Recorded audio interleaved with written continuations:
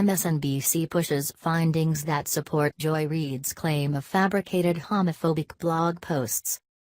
MSNBC host Joy Reid this week employed the same excuse as so many other public figures who have been embarrassed by something they had written online. She said she was hacked.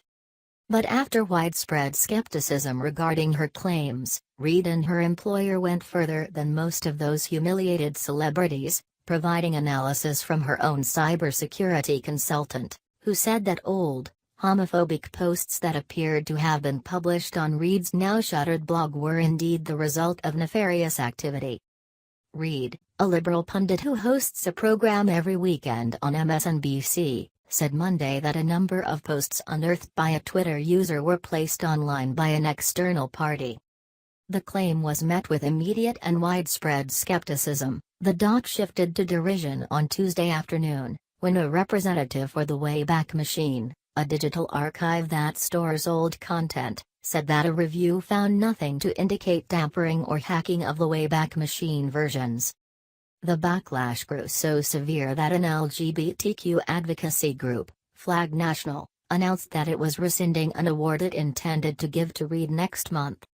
But on Tuesday night, a spokeswoman for MSNBC shared several documents with Money, including a statement from an independent security consultant named Jonathan Nichols, who said he has significant evidence that some of the recently circulated posts are bogus.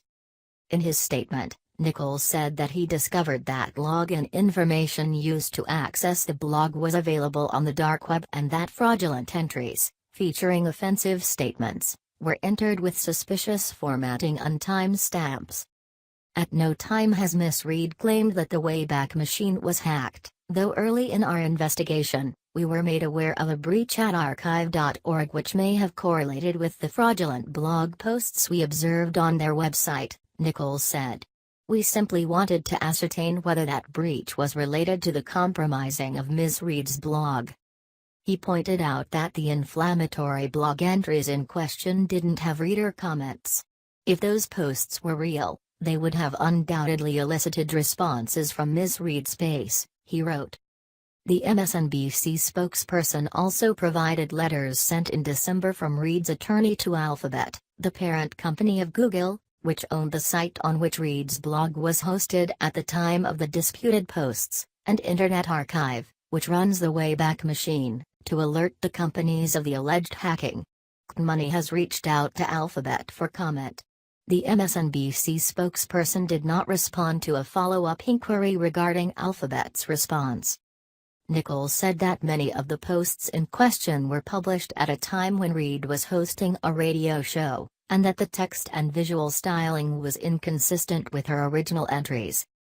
He added that some of the recently circulated posts were not even on the site at any time, suggesting that these instances may be the result of screenshot manipulation. Reid's attorney, John H. Reichman, highlighted what he said was another discrepancy in his letters to the companies, pointing out that Reid published posts on January 10, 2006 about the confirmation hearings for Supreme Court Justice Samuel Alito at 10:18 a.m., 11:34 a.m. and 11:41 a.m., but that the archive showed what Reichman described as a lengthy, fraudulent entry at 11:28 a.m. Ms. Reid did not have the superhuman blogging skills needed to do all of these posts simultaneously, Reichman wrote. A Library of Congress archive of the site shows that the lengthy entry contains only 2 sentences of text actually written by the post's author, the rest is a quote. The Library of Congress archive reviewed by Money, which the library says is created using a local installation of the Wayback Machine, contains the disputed posts and lists them as having been archived on January 12, 2006.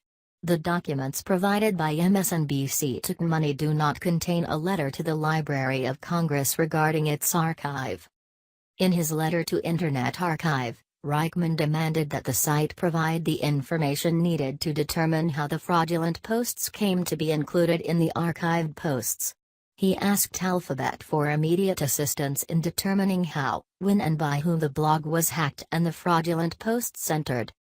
The controversy, one of the strangest in recent memory to ensnare a media personality, began Monday, when Mediaite reported on the blog posts, many of which contained homophobic sentiments. In one, the author wrote most straight people cringe at the sight of two men kissing, and that it is in the intrinsic nature of straight people to find homosexual sex gross. Reid told Mediaite in a statement that she began working with a cybersecurity expert who first identified the unauthorized activity, and that she notified federal law enforcement officials of the breach. The claim was met with plenty of skepticism, at least in part because Reid had already apologized in December for other years-old anti-gay posts that appeared on the blog, which were found by the same Twitter user, @Jamie_Maz, who also unearthed this week's posts through the Wayback Machine. It didn't help Reid's credibility when the representative for the Wayback Machine rebutted her claim on Tuesday afternoon. When we reviewed the archives, we found nothing to indicate tampering or hacking of the Wayback Machine versions, wrote Chris Butler on the Wayback Machine's blog. At least some of the examples of allegedly fraudulent posts provided to us had been archived at different dates and by different entities. Butler said the point at which the manipulation is to have occurred, according to Reid, is still unclear to us, and that he and his colleagues let Reid's lawyers know that the information provided was not sufficient for us to verify claims of manipulation. Consequently, and due to Reid's being a journalist, a very high-profile one, at that, and the journalistic nature of the blog archives, we declined to take down the archives, Butler wrote. We were clear that we would welcome and consider any further information that they could provide us to support their claims.